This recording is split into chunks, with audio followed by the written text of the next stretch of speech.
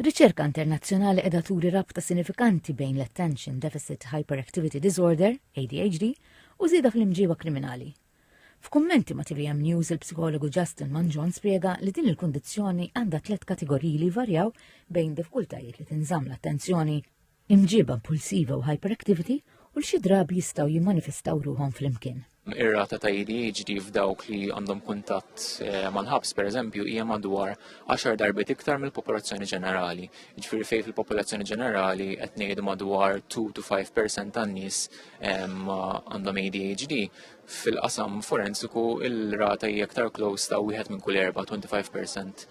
U dik ovvjament tikxtif hemm nies ma' xi ħaġa u hekk li għandna bżonn naraw kif ħanittakiljaw b'mod iktar jisu speċifiku. Kompla jispjega li s-serq u l-abbuż mid-drogu ma' fost ir-reati l-aktar komuni fost individwi bl-ADHD u li jxelfu difrejhom mal-ġustizzja. Crimes li jinvolvu iktar jisu aggressjoni fiżika, użu ta' sostanza wkoll, ħafna mill-affarijiet li jistgħu daħluk fi problemi mal-ġustizzja jaqgħu f'din il-kategorija. Ġifieri jekk jiena qabżitli u tajdaq għal xi ħadd, jekk jiena minħabba d-diffikultajiet li għandi dejjem nispiċċa ma nistax insib impjieg, allura mbagħad nirrikorri biex nagħmel jinnafser pereżempju biex nara kif ħansostni lil nnifsi.